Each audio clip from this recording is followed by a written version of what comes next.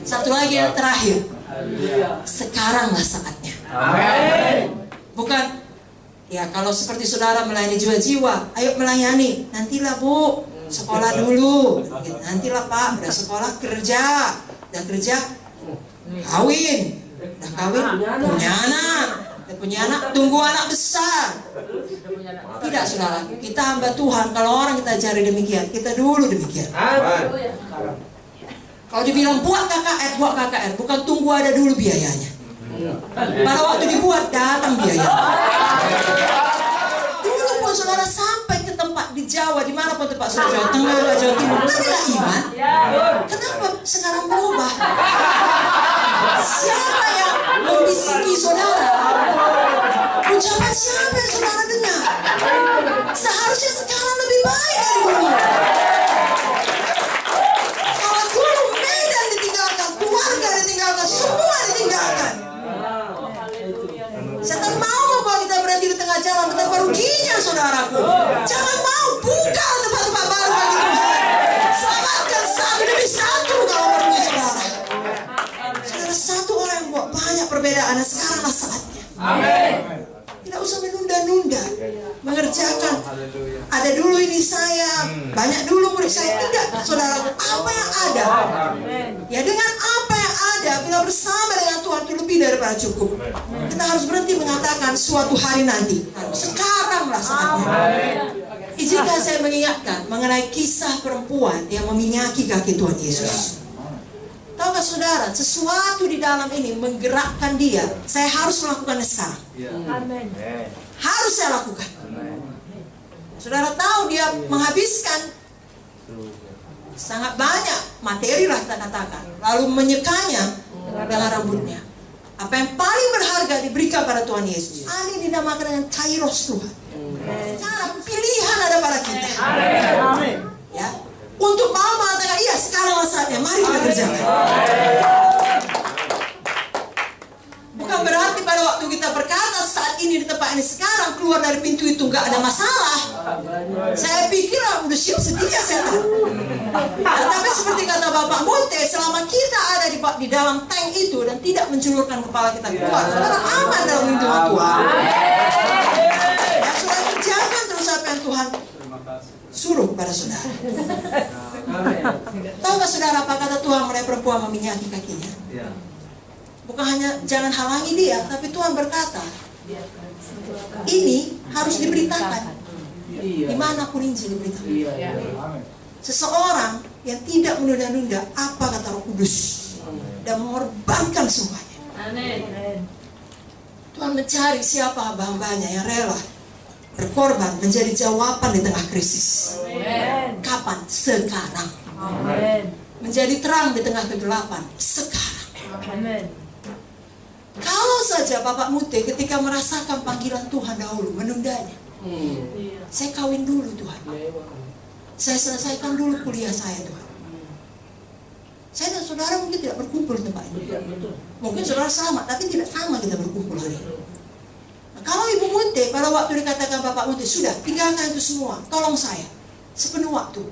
Dan mengatakan tunggulah Pak, pensiun terhormat.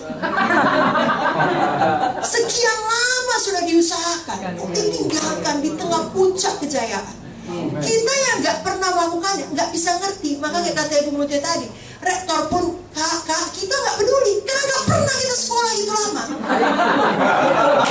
nggak pernah kita jadi dosen, nggak tahu kita dunia itu, jadi nggak tahu kita menghargainya. Tapi Tuhan sudah kasih ada satu orang, lalu itu mengajari kita, tolong kita mau. Amin.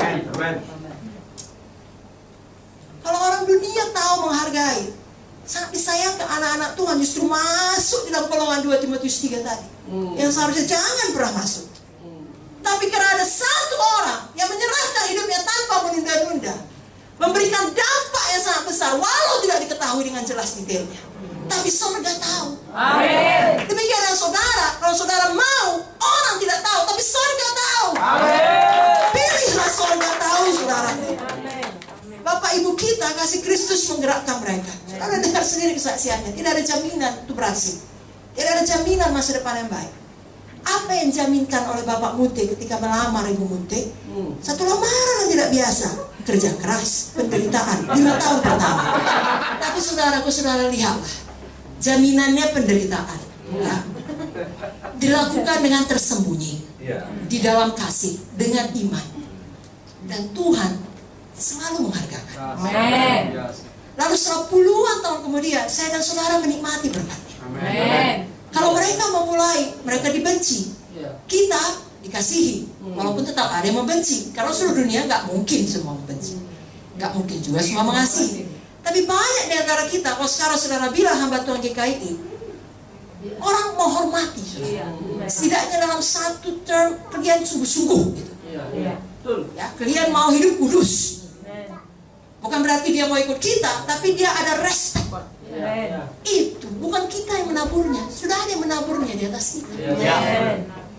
Lalu saya dan saudara bisa hidup, saya katakanlah diberkati, amin. Karena ada orang yang menjawab panggilan Tuhan tanpa menunda-nunda. Mari kita lakukan seperti itu untuk generasi kita. Haleluya. Ada seorang hamba Tuhan pernah berkata seperti ini dalam khotbahnya. Saudara-saudara, ada tempat-tempat tertentu di mana seseorang perlu menyeberangi satu sungai pada saat itu juga. Bila dia berjalan terus di sisi sungai itu dan tidak menyeberang, maka makin lama, makin lebarlah sungai itu. Sehingga akhirnya ketika dia mau menyeberang, sudah mustahil bagi dia menyeberanginya. Karena arusnya sudah sangat deras, sangat dahsyat. Kalau dia seberangi akan membahayakan nyawanya. Yang mau disampaikan hamba Tuhan ini pada waktu dia mengkhotbahkan tersebut adalah ada kairos Tuhan yang tidak boleh dilewatkan. Dan ada najis, ada dorongan dari Roh Kudus dalam hati. Sekarang saatnya. Saudaraku, mari kita miliki hati yang terbeban bagi Tuhan. Seperti hati Yesus. Kita berkata, ya Tuhan, saya mau jawab panggilanmu. Sayalah orangnya, inilah tempat saya, dan sekaranglah saatnya. Saya mau hidup bagi Tuhan, bukan bagi diri saya sendiri. Bukan bagi uang, bukan bagi kesenangan dunia, apalagi kenajisan, bukan bagi ketenaran, bukan kehendak saya, kehendak Tuhan yang jadi. Amin.